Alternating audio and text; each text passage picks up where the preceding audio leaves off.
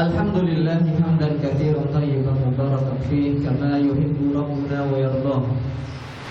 Asyhadu an la ilaha illallah wahdahu la syarika lahu wa asyhadu anna Muhammadan 'abduhu wa rasuluh. Yaqulu Allah subhanahu wa ta'ala fil Qur'anil Karim, ya ayyuhalladzina amanu taqullaha haqqa tuqatih wa la tamutunna illa wa antum muslimun. Wa qala jalla fi ula, ya ayyuhalladzina amanu kutiba alaikumus siyamu kama kutiba alal ladzina min qablikum la'allakum tattaqun. Allahumma shalli wa sallim ala nabiyyina Muhammadin wa ala alihi wa sahbihi ajma'in, amma ba'du. Ibu-ibu jamaah pengajian rahimani wa rahimakumullah. Alhamdulillah pada kesempatan sore hari ini tanggal 21 Ramadan, Allah Subhanahu wa ta'ala dengan rahmatnya, dengan taufiknya, kumpulkan kita semua dalam keadaan sehat, dalam keadaan sedang berpuasa insyaallah. Semoga Allah Tabaraka wa ta'ala menerima semua amal ibadah kita pada bulan Ramadan ini. Allahumma amin. Insyaallah tema pengajian kita kali ini berkaitan dengan bagaimana kita beramal saleh ketika malam-malam Lailatul Qadar. Dan alhamdulillah sebuah nikmat yang luar biasa sekali Bu-ibu. Allah berikan kepada kita kesempatan untuk berjumpa kembali dengan 10 terakhir di bulan Ramadan. 10 terakhir ini itu lebih mulia dibandingkan 10 yang awal ataupun 10 yang pertengahan. Mungkin banyak orang mulai lelah, mulai loyo dalam beribadah di 10 hari terakhir ini. Akan tetapi petunjuk Nabi Shallallahu Alaihi Wasallam tidaklah demikian. Semakin mendekati garis finish, beliau Shallallahu Alaihi Wasallam justru semakin apa? Semangat, semakin gasnya itu semakin dipolkan. Ibarat sebuah perlombaan, semakin mendekati garis akhir semakin apa Bu?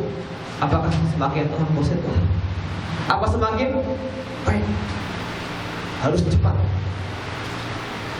Semakin mendekati garis finish, justru semangat itu harus terus-menerus dipompa.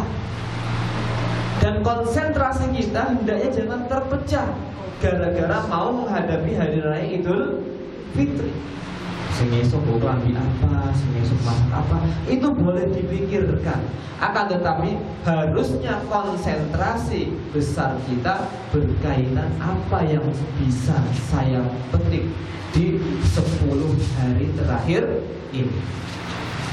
Ibu-ibu rahimani wa rahimakumullah, Nabi Muhammad sallallahu alaihi wasallam itu adalah nabi yang paling mulia. Nabi yang paling mulia, Sayyidul Anbiya wa Sayyidul Mursalin.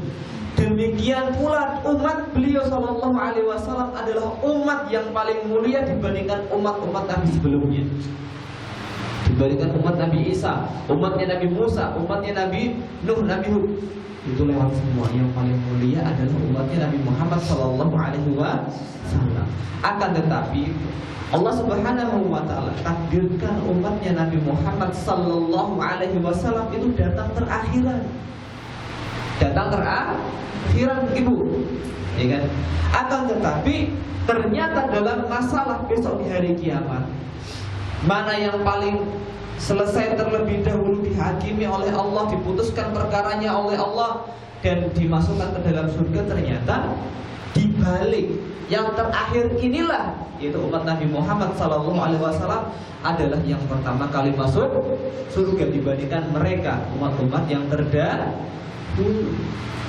Nabi SAW pernah mengatakan, nahnul akhiruna as-sabiquna yaumal qiyamati. Kami itu kalau dilihat dari masanya terakhir kali muncul. Akan tetapi besok ketika hari kiamat, kamilah yang pertama kali akan melangkahkan kaki masuk ke dalam surga. Kalau kita melihat umur umat terdahulu itu panjang-panjang. Nabi Nuh alaihissalam itu berdakwahnya saja 950 tahun. Artinya umurnya itu lebih dibandingkan 950 tahun, bukan? Lantas bagaimana umur umat Nabi Muhammad SAW? Ternyata umur umat beliau, yaitu kita ini, baina sittin wa sab'in. Kata beliau sallallahu alaihi wasallam, a'maru ummati ma baina sittin wa sab'in. Umur umatku antara 60 tahun sampai 70 tahun, kebanyakannya sekitar 60 tahun sampai 70 tahun. Nabi wafat tilar dunia. Wa aqalluhum man yajuzu dzalika. Sedikit sekali orang yang bisa melewati umur 70 tahun. Sehingga berakibat nawawu durasi amal, waktu beramal kita itu akan jauh lebih sedikit dibandingkan mereka umat-umat yang terdahulu. 60 tahun dipotong apa masa sebelum balik, sekitar 10 tahunan. Tinggal 55 atau 350 tahun masih dipotong masa tidurnya, sekitar sepertiga dari umur, ya kan? Akan tetapi Allah Subhanahu wa ta'ala dengan hikmahnya Allah berikan sebuah keistimewaan agar umat Islam ini tidak tertinggal walaupun umur mereka lebih sedikit dibandingkan umat-umat terdahulu. Allah berikan keistimewaan agar bisa mengejar umat-umat yang terdahulu itu dengan diberikan sebuah malam, yaitu malam Lailatul Qadri, atau kalau dalam bahasa Indonesianya malam Lailatul Qadar. Malam yang paling mulia dalam setahun, yang paling mulia adalah malam Lailatul Qadar. Saking mulianya Allah Subhanahu wa ta'ala sampai menurunkan sebuah surat. Namanya pun apa, Bu? Surat Al-Qadar. Kemuliaan Allah berfirman, "Inna anzalnahu fi lailatul qadri." Sesungguhnya kami yaitu Allah Subhanahu wa ta'ala. Allah menyebutkan dalam surat ini dengan kami untuk mengagungkan diri sendiri, dan boleh bagi Allah untuk mengagungkan diri sendiri. Adapun kita tidak diperbolehkan. Anzalnahu, telah menurunkannya. Nya itu kembali kemana? Kembali ke Al-Quran. Karena surat sebelumnya yaitu surah Al-Alaq berbicara tentang Al-Quran. Iqra' bismi rabbikal ladzi khalaq, khalaqal insana min 'alaq, itu berkaitan dengan Al-Quran. Maka kami telah menurunkan Al-Quran itu fi lailatul qadri, pada malam kemuliaan Lailatul Qadar. Dan ulama tafsir itu menafsirkan ada dua kelompok atau dua penafsiran. Yang pertama, Al-Quran itu diturunkan pada malam Lailatul Qadar sekali magleb dari Lauh Mahfuz ke sebuah tempat namanya Baitul Izzah yang ada di langit sana. Ini penafsiran pertama, semuanya langsung turun. Ada pun penafsiran kedua, kami turunkan di malam Lailatul Qadar, artinya permulaan dari Al-Quran, yaitu surah Al-Alaq itu yang diturunkan kepada Nabi SAW ketika beliau ada di gua Hira, itu terjadi di malam Lailatul Qadar. Adapun sisa Al-Quran itu diturunkan oleh Allah dalam masa sekitar 23 tahun lamanya, mufarraqan munajjaman, berangsur-angsur, sehingga kaum muslimin dan Nabi SAW mampu memahami Al-Quran dan menghafal dengan baik. Ya kan? Ya. Wa ma adraka ma Lailatul Qadri. Apa yang engkau tahu? Apa yang engkau tahu tentang malam Lailatul Qadar itu? Lailatul Qadri khairum min alfi syahrin. Malam Lailatul Qadar itu lebih baik dibandingkan 1000 bulan. Dan ini harus terus-menerus kita gaungkan, kita ulang-ulangi. Sebabnya apa itu? Sebabnya nak buat diulangi itu males, boten-boten semangat untuk menggapai malam Lailatul Qadar. Karena sifatnya gaib, sifat pahala itu tidak terlihat, maka harus terus-menerus diulang-ulang agar semangatnya itu termotivasi. Itu lebih baik dibandingkan 1000 bulan. Kalau seandainya dikonversikan 1000 bulan ini menjadi berapa tahun Ibu? Sekitar 83 tahun. Seandainya kita bisa sholat pada hari itu, sholat tarawih misalnya, sekitar 1 jam. Ketemuan buatan Ibu sholat tarawih 3 jam? Ketemuan Ibu. Oh, buatan. Alhamdulillah yang buatan. Udah 2 jam itu. Kayak setengah 8, jadi setengah 9. Padahal di sini paling selesai jam 8 Bu. Jam ini kan tarawih? Jam 8 lebih 10 lah sudah sedengan mungkin. Itu seperti kita sholat malam selama 83 tahun. Kalau seandainya kita sedekah 100.000 di malam itu, kita seperti setiap hari sedekah selama 83 tahun. Ajib. Itu sebuah keutamaan yang luar biasa. Itu kalau 1 tahun. Coba kalau seandainya kita selama 20 tahun, tiap tahunnya kita bisa menghidupkan malam Lailatul Qadar, pasti amalan kita, pahalanya bisa melebihi umat-umat yang terdahulu. Tanazzalul malaikatu warruh fiha. Malaikat-malaikat itu turun. Demikian pula roh. Roh itu maksudnya malaikat Jibril. Fiha pada malam tersebut bi'idni rabbihim min kulli amr, dengan izin Rabb mereka. Karena tidak semuanya turun. Kalau semuanya turun nggak muat bumi ini. Bahkan disebutkan oleh Nabi SAW, saking padatnya Lailatul Qadar, dalam artian lain itu malam yang sempit.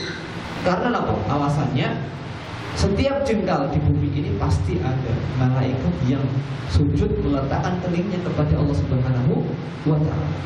Adapun kaifiyahnya bagaimana, itu kita serahkan, karena itu alam yang gaib, tidak nampak di kita. Masa Ustaz yang dalam malaikat tetap bermotor, itu kalau orang yang di situ, itu malaikat tidak.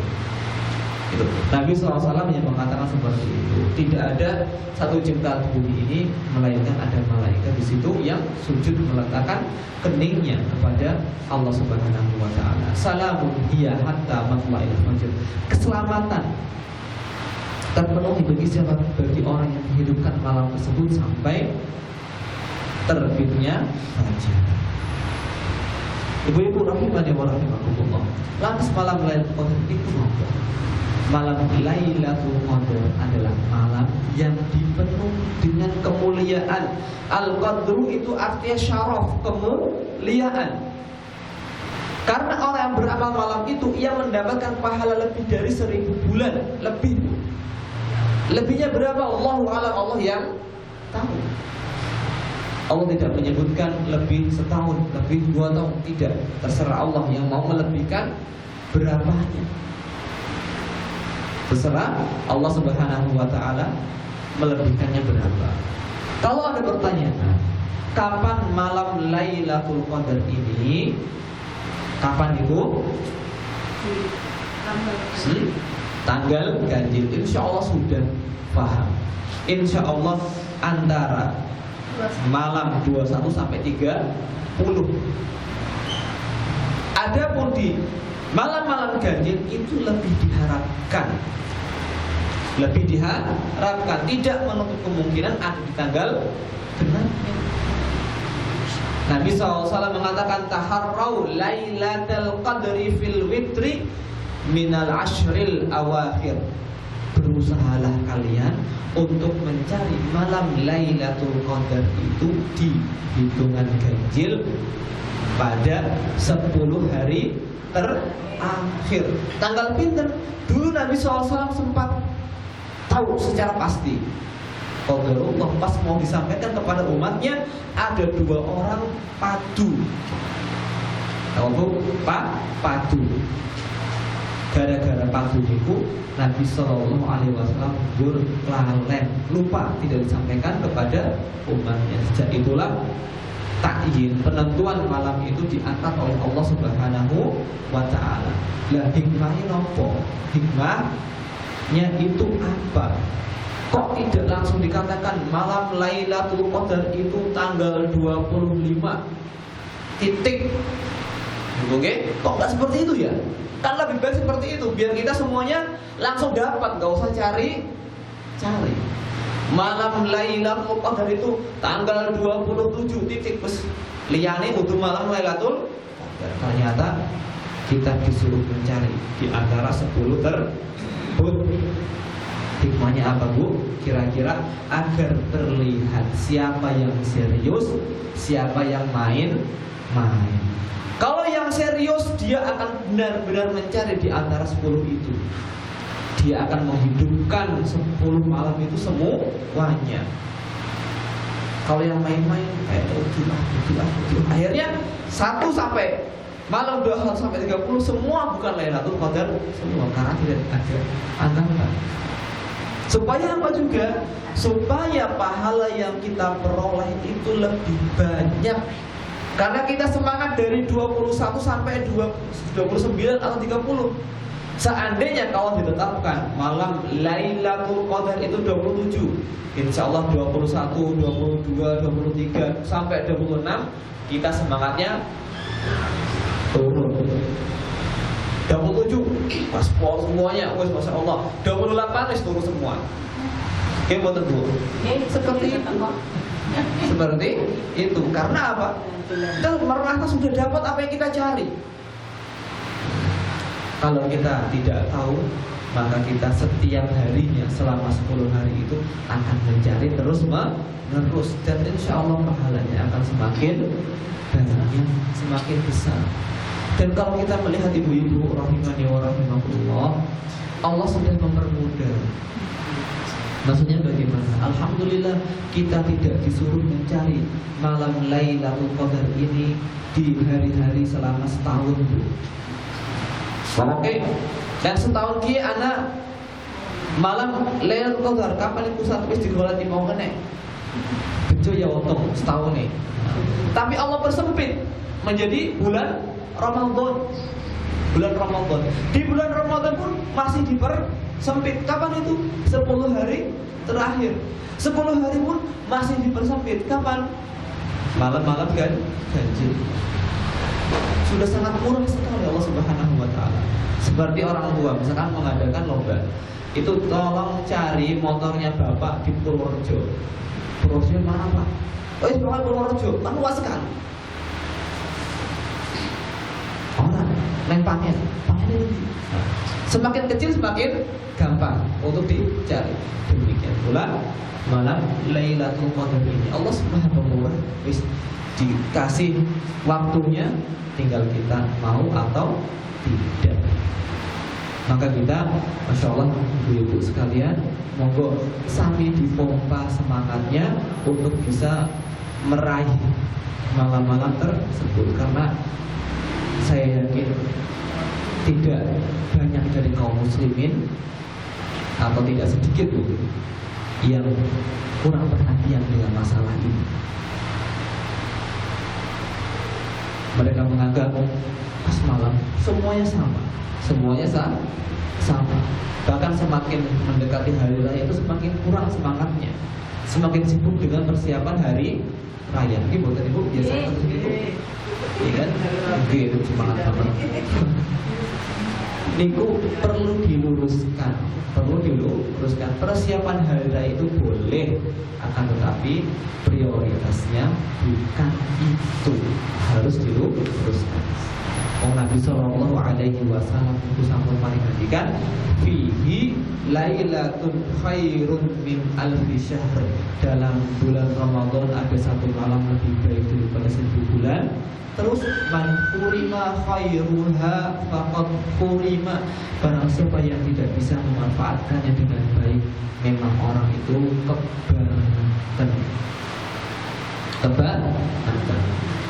Dan tanda kalau Allah itu cinta kepada seseorang, Allah akan mudahkan orang itu mengetuk pintu-pintu kebaikan itu. Dan tanda Allah benci kepada seorang, orang itu jauh dari pintu-pintu kebaikan. Kalau begitu bulan Ramadan, orang pinggir jalan itu semoga Allah memberikan petunjuk kepada mereka dan memberikan keistiqomahan kepada kita semua. Wallahu ta'ala a'lam. Kaum muslimin wal muslimat, Bapak Ibu rahimani wa rahimakumullah, lantas apa saja yang bisa kita kerjakan di malam Lailatul Qadar ini? Yang pertama, di siang harinya kita jauhi maksiat. Jauhin apa Ibu? Maksiat. Dan apa Ustaz? Alasanipun maksiat niku saged ganggu, saged menghalangi seorang dari ketaatan.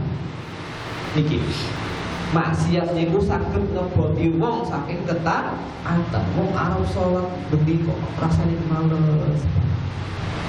Arep maca Quran kok rasane males. Niku saged sebabipun apa? Anu maksiat niku. Kakek nonton TV, kakek bilang TikTok misalkan, sebenarnya pun sepuh kok sebenarnya itu saya TikTok misalkan, namun begitu tidak harusnya. Karena maksiat itu bisa membuat hukum kita semakin berat dan susah untuk berbuat ketaatan. Ada seorang lagi cerita, para ulama salaf, ulama zaman dulu, ada orang mengadukan ke seorang ulama namanya Al-Hasan Al-Basri. Hasan Al-Basri kalau dalam literatur kaum muslimin sangat terkenal sekali. Beliau seorang tabi'in yang mulia. Ada seorang yang bertanya atau mengeluh kepada beliau, wahai Abu Sa'id, Bapak Imam Sa'id, kayaknya aku mau begini wis nyepakaken baju wudu. Tuh mau begini aku yo sehat awake. Aku yo pengen sholat bengi tapi kok ora iso. Tetap bukan sakit anu kepriwe. Oleh Al-Hasan Al-Basri itu dijelaskan langsung kata kuncinya, man qayyadatka dhunubuka, yang mengikatmu sehingga engkau tidak bisa sholat malam adalah dosa-dosamu yang sangat banyak. Bagaimana kita menghancurkan dosa itu, menghilangkan dosa itu? Taubat, istighfar. Ya kan? Makanya ketika siang hari kita jauhi maksiat agar malam hari kita terasa ringan untuk beribadah kepada Allah. Ini yang pertama. Yang kedua, kita bisa sholat malam dimulai dari Isya. Kalau laki-laki sholat Isyanya harus di masjid. Kalau perempuan boleh di masjid, boleh di rumah. Tapi di rumah lebih utama. Tapi kalau seandainya di masjid lebih semangat, monggo di masjid tidak masalah. Nabi Shallallahu Alaihi Wasallam pernah bersabda, "Man qama lailatal qadri imanan wa ihtisaban ghufira lahu ma taqaddama min dzambi." Barang siapa yang dia berdiri salat pada malam Lailatul Qadar penuh dengan keimanan hatinya, penuh dengan harapan akan mendapatkan pahala dari Allah, maka dosa-dosanya akan diampuni yang telah lalu. Ustaz yang sholat yang masjid waktu itu di 23 rakaat, Ustaz saya sudah sholat 11 rakaat, monggo ditambah meleh, boten napa nopo, jenengan tasih kuat, tidak masalah ditambah 23 rakaat di masjid. Pulang ke rumah mau ditambah berapa pun rakaat monggo jenengan. Nabi sallallahu alaihi wasallam mengatakan, "Sholatul laili masna masna." Salat malam itu 2 rakaat salam, 2 rakaat salam. Kalau sudah sampai subuh tutup dengan witir. Seperti itu rumusnya mungkin. Jadi kan kalau sudah witir di masjid bersama imam, ampun witir malih. La witroni fi lailatin, tidak ada 2 witir dalam 1 malam. monggo witirnya sama imam di masjid. Setelah itu kalau di rumah masih punya tenaga, masih punya kertek, sholat lagi tidak masalah. Mau 2 rakaat, 4 rakaat, 8 rakaat, mau 1 nggih, monggo sekuate. Itu paling utama ibadah adalah sholat. Ngasuh, nyemil, bar nyemil, sholat meleh, ngasuh meleh, pijetan meleh, sholat meleh, mboten napa? Mboten napa? Bebas, ringan. Oke. Nah, ini yang kedua, apa? Sholat malam. Ini yang paling mulia. Kemudian yang ketiga yang bisa dilakukan ketika malam Lailatul Qadar adalah memperbanyak doa. Memperbanyak apa, Bu? Doa itu ibadah. Bahkan doa itu termasuk ibadah yang paling agung, yang paling dicintai oleh Allah Subhanahu wa taala. Orang kalau banyak diminta itu pasti tidak suka. Tapi Allah kalau tidak diminta itu marah, tidak suka. Orang yang paling dekat dengan Allah adalah orang yang paling sering minta kepada Allah. Doanya bagaimana? Aisyah radhiyallahu taala anha pernah bertanya, Aisyah, sinten niku Aisyah? Garwane Nabi sallallahu alaihi wasallam. Orang terdekat dengan Nabi sallallahu alaihi wasallam minta ajarin, ya Rasulullah, wahai Rasulullah, in alimtu lailatal qadri ma'aqulu biha. Kalau seandainya saya tahu kalau malam itu adalah malam Lailatul Qadar, apa yang aku ucapkan ketika itu? Doa apa yang aku panjatkan kepada Allah ketika itu? Nabi sallallahu alaihi wasallam mengatakan, "Quli," katakan wahai Aisyah, "Allahumma innaka 'afuwun tuhibbul 'afwa fa'fu 'anni." Allahumma, ya Allah, innaka 'afuwun, engkau itu maha engkau itu maha pemaaf atas segala dosa hamba. Tuhibbul 'afwa, engkau suka memaafkan. Memang seperti itu ibu-ibu sekalian, Allah itu maha pemaaf. Jenengan mau datang dengan dosa sepenuh bumi, setinggi langit, kalau kita minta ampun Allah akan maafkan. Kalau kita datang dengan dosa sampai seperti buih di lautan, datang kepada Allah minta maaf, Allah maafkan. Allah mengatakan, ya ibadiyalladzina asrafu ala anfusihim la taqnatu mir rahmatillah innallaha yaghfiru dzunuba jami'an. Wahai hamba-hambaku yang sudah berlebihan, wahai hambaku yang sudah berlebihan dalam masalah apa, Bu? Dosa. Tidak ada satu pintu kemaksiatan pun kecuali dia masuk. Apa itu pintu kemaksiatan? Dia pokoknya pernah melakukannya. Yes. La taqnatu min rahmatillah. Jangan engkau putus asa dari rahmatnya Allah. Jangan sampai iblis membesikkan dalam pikiranmu, wis percuma orang yang menggawe tobat. Wis terus baik. Tidak ada seperti itu. La taqnatu min rahmatillah. Jangan apa? Putus asa dari rahmatnya Allah. Allah itu mengampuni segala dosa. Dan itu rumusnya dalam Islam. Allah mengampuni segala dosa selama orang itu bertobat. Innaka 'afuwun tuhibbul 'afwa fa'fu 'anni, maka maafkanlah aku, maka ampunilah aku. Dan ini penting dulu sekali, mendapatkan maaf dari Allah, mendapatkan ampunan dari Allah itu penting. Tujuan utama, termasuk tujuan utama adalah kita mendapatkan maaf dari Allah. Karena yang menghalangi kita masuk ke dalam surga, menyebabkan kita masuk ke dalam neraka itu apa? Dosa dan kesalahan. Kita ingin semua kesalahan yang ada dalam diri kita itu Allah ampuni, Allah maafkan, Allah jauhkan dari diri kita. Baik, sekali lagi nama doa pun, Allahumma innaka 'afuwun tuhibbul 'afwa fa'fu 'anni. Allahumma innaka 'afuwun, berwasilah, bertawasul dengan nama Allah, dengan sifat Allah. Allahumma innaka 'afuwun tuhibbul 'afwa fa'fu 'anni. Rawahu Tirmidzi. Baik. Al-Imam An-Nawawi dalam kitab beliau Al-Azkar mengatakan wa yustahabbu an yuksira fiha minad da'awat.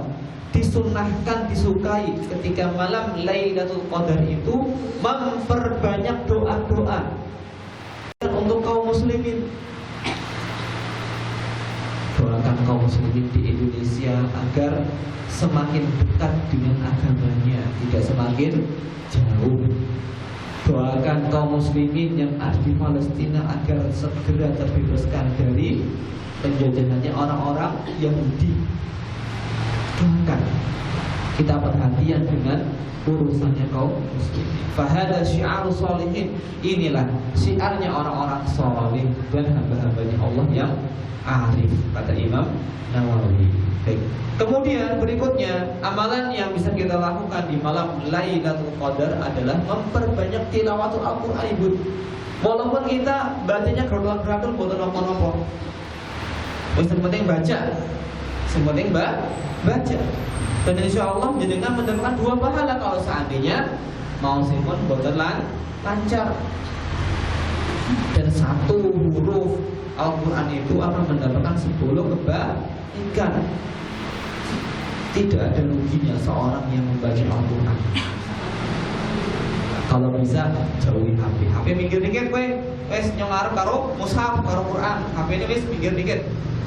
Oke. TV pakai dari. Ingin belajar Al-Quran, membaca Al-Quran. Oke. Kalau Anda belum lancar, tidak masalah. Sudah, pokoknya baca Al-Quran lancar, orang lancar. Yang penting baca. Ustaz, saya seorang perempuan sedang haid, apakah boleh baca Al-Quran? Asal boleh Ibu. Seorang perempuan yang sedang haid asal boleh Al-Quran? Boleh. Memang di sana ada 2 pendapat dalam masalah seorang perempuan yang haid apakah boleh baca Al-Quran atau tidak. Memang kebanyakan ulama itu mengatakan tidak boleh membaca Al-Quran. Di sana juga ada yang mengatakan boleh. Boleh asal tidak memegang mushafnya. Dengan apa? Yo HP bisa, go tablet juga bisa kalau punya, atau dengan membolak-balikkan mushafnya dengan menggunakan pensil. Mau pendapat yang pertama atau yang kedua dengan pegang tidak masalah selama dengan yakini. Dan perlu diperhatikan baca Qur'annya tidak memegang mushaf. Secara singkat saja mungkin, kalau dijelaskan fikihnya nanti terlalu lebar. Kalau seandainya saya pegang yang tidak boleh, itu tidak masalah. Tapi perbanyak zikir, zikir ketika itu. Sudah tidak baca Al-Quran plus tidak zikir, itu rugi. Ini yang keberapa? Keempat, rugi. Memperbanyak baca Al-Quran. Kemudian yang kelima, Ustaz, saya kalau baca Quran seperempat jam kesel, Ustaz.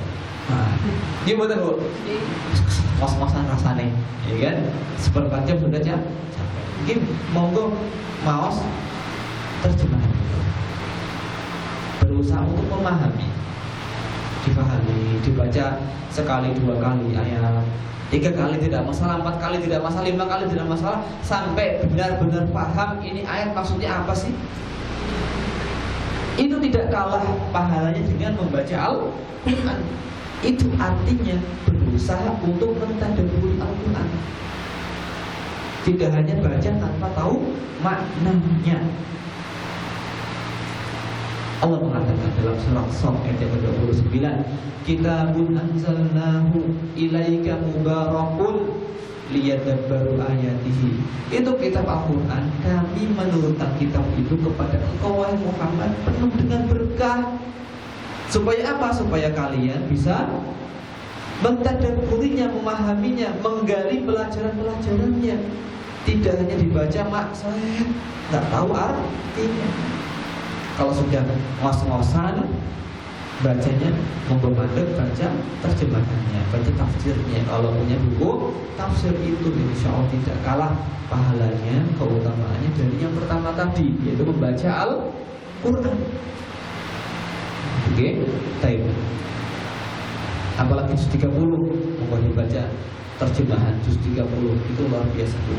Yang berkisah tentang hari kiamat, bagaimana Allah menghancurkan bumi ini sehancur-hancurnya. Idza samaa'un fatarat, ketika langit itu pecah. Dengan ulangi ayat itu, idza samaa'un fatarat, ketika langit pecah. Bayangkan kalau langit yang megah ini kok pecah, Pak Jeber gitu. Bagaimana bayangannya? Kita ada petir, ada awan yang hitam aja sudah takut seperti apa. Apalagi ketika langit ini pecah.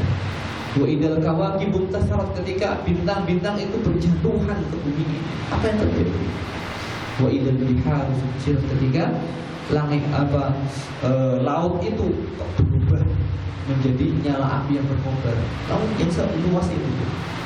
Wa idal kuburu sirat, ketika kubur itu dibangkitkan.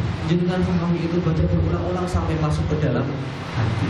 Itu insya Allah tidak kalah pahalanya dibandingkan membaca Al-Quran. Hingga kapan? Ketika kita misalkan capek baca Al-Quran. Kemudian yang keenam, napa niku? Memperbanyak zikir. Memperbanyak apa Ibu? Zikir. Kalimatut thayyibah. Jadi usahakan kalau bisa di malam hari itu kesel monggo. Ada yang kesel dalam kebaikan, capek nopo? Capek zikir. Alhamdulillah gak masalah capek zikir. Nanti ngaso insyaallah hilang capeknya, yang tersisa adalah pahalanya di sisi Allah Subhanahu wa taala. Usahakan malam hari kita capek. Capek apa? Capek ibadah.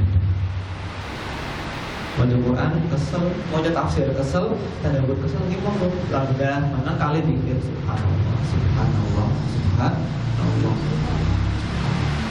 Dengan apa zikirnya? Terserah jenengan mau baca zikir yang mana saja. Bisa zikir yang subhanallah bihamdihi, subhanallahil azim. 2 kalimat yang ringan di lisan, kemudian dicintai oleh Ar-Rahman, dan ketika ditimbang itu kok subhanallah bihamdihi, subhanallahil azim. Bisa juga dengan la haula wala quwata illa billah, la haula wala quwata illa billah. Yang kalimat ini merupakan perbendaharaan dari perbendaharaannya surga. Nabi SAW pernah berkata kepada sahabat beliau Abu Dzar, ala aduluka ala kanzin min kunuzil jannah, wahai Abu Dzar, mau enggak aku tunjukkan kepada engkau sebuah perbendaharaan, harta karun dari harta karunnya surga? Qultu bala ya Rasulullah, tentu wahai Rasul, saya mau. Qala la haula wala quwata illa billah. Ucapkan kalimat la haula wala quwata illa billah. Bisa juga dengan la ilaha illallah, la ilaha illallah. Tahlil kalimatut tauhid, yang itu merupakan afdhalul dzikri, semulia-mulia di zikir. Juga bisa mengatakan dengan zikir subhanallahil azim wa bihamdihi, subhanallahil azim wa bihamdihi. Niku napa keutamaan itu? Nabi SAW pernah mengatakan maqala subhanallahil azim wa bihamdihi hurisat lahu nahlatun fil jannah. Barang siapa yang mengatakan subhanallahil azim wa bihamdihi, akan ditanamkan satu pohon kurma di dalam surga. On jenengan beliau keramik disenengi Bu. Seneng banget Bu nggih. Keramik siji masyaallah berbulan panen keramik. Apalagi ini pohon kurma di surga. Pas luar biasa. Dengan apa? Dengan satu kalimat subhanallahil azim wa bihamdihi. Dan kita alhamdulillah di dunia ini gampang. Mau beramal soleh itu gampang. Mau mendapatkan amal soleh yang keutamanya besar gampang. Disyukuri dengan apa? Diamalkan. Bisa juga dengan apa? Dengan subhanallah walhamdulillah wala ilaha illallah Allahu akbar. Nabi SAW pernah bercerita ketika aku bertemu dengan Nabi Ibrahim ketika malam Isra Raj. Nabi Ibrahim mengatakan kepadaku, ya Muhammad, akri ummataka minni salam. Wahai Muhammad, bacakan salam, sampaikan salamku kepada umatmu. Wa akhbirhum annal jannata thayyibatan turbati. Kabarkan kepada umatmu kalau surga itu tanahnya itu bagus, tanahnya itu subur, adbatul ma, airnya itu jernih segar. Wa annaha qi'an, dan surga itu datar, orang di gunung itu datar. Wa anna hirasaha, bibit-bibitnya, tanam-tanamannya itu kalimat subhanallah walhamdulillah wa la ilaha illallah wallahu akbar. Semakin banyak kita ucapkan, maka semakin banyak pohon yang kita punya di surga kelak. Gampang, insya Allah gampang. Tapi sedikit yang mendapatkan taufik dari Allah untuk bisa melakukan zikir ini. Baik, ini yang ke-6 mungkin. Perbanyak zikir, perbanyak zikir sampai capek, sampai keriting naik sakit di monggo. Mungkin naik sakit. Tapi insya Allah sebanyak-banyak orang zikir bukan sampai keriting. Baik, yang ke-7, memperbanyak sedekah dengan berbagai macam jenisnya. Sedekah yang Nabi SAW mengatakan, kullu mri'in fi dhilli sadaqatihi hatta yufsala bainan nas. Ketika besok di hari kiamat itu semua orang, masing-masing orang itu ada dalam bayangan sedekahnya sampai dihakimi oleh Allah Subhanahu wa ta'ala. Maksudnya gimana? Hari kiamat itu kondisi yang luar biasa sulit mungkin. Matahari itu didekatkan sampai 1 mil jaraknya dari kita. Kita butuh bayangan buat tengok matahari. Butuh bukit, butuh iup, pasti butuh. Kita dari mana mendapatkan bayangan itu untuk menghalangi panasnya matahari ketika itu? Dengan pahala sedekah kita. Dan beliau SAW telah mengabarkan kepada kita, masing-masing orang akan ada di bawah bayangan sedekahnya sampai diputuskan perkaranya oleh Allah Subhanahu wa ta'ala. Yang artinya semakin banyak dia sedekah, maka semakin lebar iupannya, teguhannya. Semakin sedikit ya semakin sedikit. Kalau nggak pernah sedekah ya udah serah duit iupan, nggak punya dia kepanasan. Bisa dengan apa? Di malam hari cari orang yang butuhkan, kemudian bantu. Misalkan jenengan punya piutang pada orang lain, WA orang tersebut, mas utangmu tak korting 500.000 sebagai sedekah dari saya. Seperti itu gampang sedekah, tidak usah repot. Masya Allah, itu luar biasa. Yang punya piutang pada orang lain korting, kalau enggak dihapuskan, diputihkan juga tidak masalah, sebagai bentuk sedekah. Yo kepenak teman, sing kepenak jenengan insya Allah yang memberikan sedekah.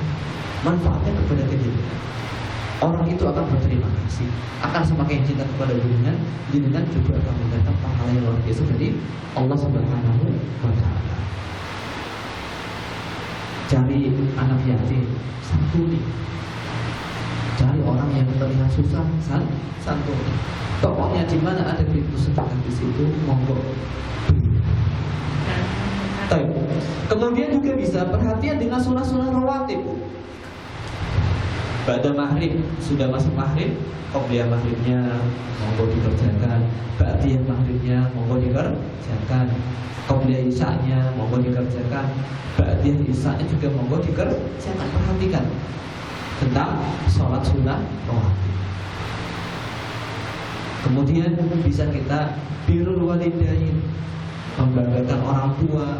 Kalau masih punya orang tua, masih punya ibu, masih punya bapak, dibuat mereka senang di malam itu. Dengan apa? Ya dengan kata-kata yang baik. Kalimat thayyibatu shadaqatun, mungkin kata-kata yang baik itu sedekah. Atau diberi apa yang bisa membuat mereka bahagia. Belikan baju, belikan kuota mungkin beda ya. Baik. Kemudian bisa kita isi malam itu dengan mendoakan saudara muslim lainnya, Bu. Mendoakan saudara muslim lainnya. Kemudian dari konco lagi susah ekonominya, doakan. Ya Allah mudahkan ekonomi si fulan, ya Allah beri hidayah kepada si fulan teman saya. Ini penting. Mendoakan saudara kita dalam keadaan mereka nggak tahu itu penting. Nabi SAW pernah mengatakan, "Man da'a li akhihi bi dhahril ghaib, qala al-malaku al-muwakkalu bihi, amin wa laka bi misli." Barang siapa yang mendoakan kebaikan untuk saudaranya, maka ada malaikat yang di samping dia mengatakan, mendoakan kepada orang tersebut, amin, dan semoga engkau juga mendapatkan seperti yang engkau minta kepada saudara. Kemudian amal soleh berikutnya juga, kita berusaha untuk berwudu sebelum tidur. Nah, Bu, berwudu sebelum tidur. Ustaz kok ya ngantuknya hilang? Ya gak masalah ngantuknya hilang, kemudian berzikir sebelum tidur. Insya Allah ngantuk lagi. Insya Allah Bu, ngantuk lagi. Baca apa? Bismillahirrahmanirrahim. Ya, terusan membaca ayat kursi, baca Ikhlas 3 kali, Al-Falaq 3 kali, Anas 3 kali. Setelah itu kalau dia dengan pengen bahwa seger, baca Subhanallah 33 kali, Alhamdulillah 33 kali, Allahu Akbar 34 kali. Itu sangat membantu sekali dalam menjaga stamina dan kesegaran tubuh. Loh, kamu jadi Ustaz? Fatimah Subhanallah 33 kali, Alhamdulillah 33 kali, Allahu Akbar 34 kali. Fatimah putri Nabi SAW niku nate nyuwun khadim, nyuwun pembantu kepada Nabi SAW. Karena Nabi SAW biasa perang, kemudian mendapatkan ghanimah berupa budak-budak mungkin. Minta satu lagi, Pak, tolong setunggal. Direwangi. Soalnya Fatimah dan Ali itu ekonominya rendah Bu, bukan termasuk orang yang kaya-kaya. Fatimah dan Ali. Fatimah itu mengeluh kecapean sehariannya mengerjakan tugas sebagai ibu rumah tangga, kecapean. Minta pembantu kepada Nabi SAW. Tapi oleh Nabi SAW dikatakan, maukah aku beritahu dengan sesuatu yang lebih baik dibandingkan apa yang kalian minta? Ketika kalian berdua hendak tidur, maka ucapkanlah Subhanallah 33 kali, Walhamdulillah 33 kali, Allahu Akbar 34 kali. Masya Allah, masih ingat mungkin. Itu lebih baik dibandingkan seorang pembantu yang meringankan tugasnya.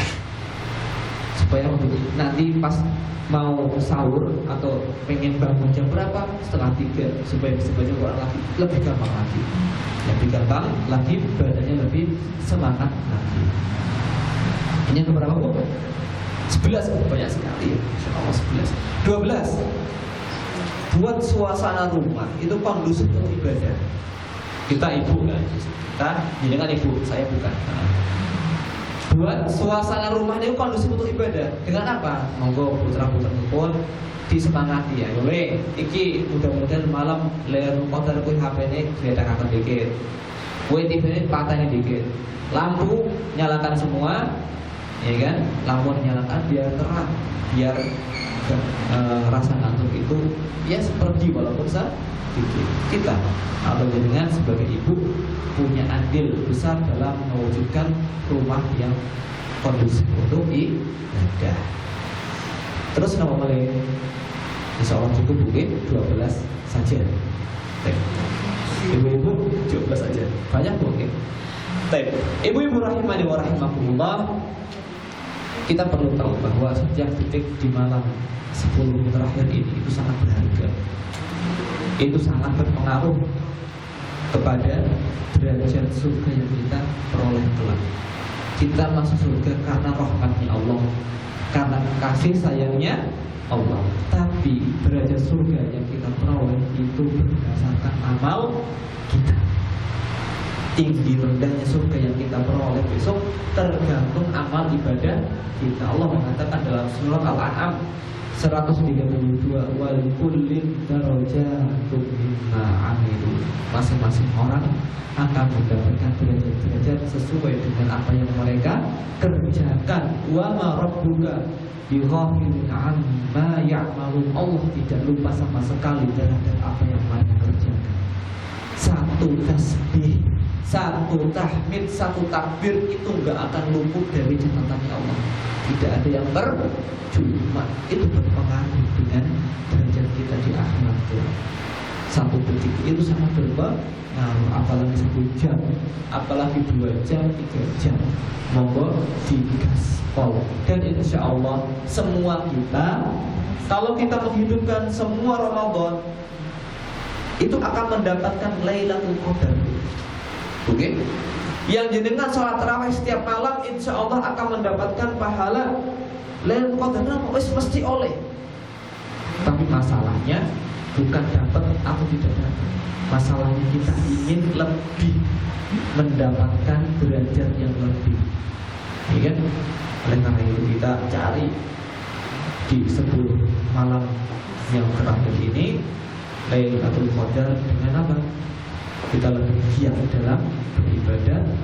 Ini hati kita, tata dan besarkan rasa harap kita kepada Allah Subhanahu wa taala. Wallahu taala a'lam bissawab. Baik, kita lagi buku kalau ada pertanyaan Ibu silakan. Monggo Ibu, pasal 5. Akhirnya kan Ibu? Tidak ada. Kalau tidak ada tidak masalah, saya tidak memaksa. Semoga Allah Subhanahu wa taala memberikan taufik kepada kita untuk kita bisa memanfaatkan malam-malam 10 terakhir ini dalam rangka untuk mendekatkan diri kita kepada Allah dan Allah terima amal ibadah kita. Allahu ta'ala alam. Saya akhiri pengajian kita kali ini dengan doa kafaratul majelis.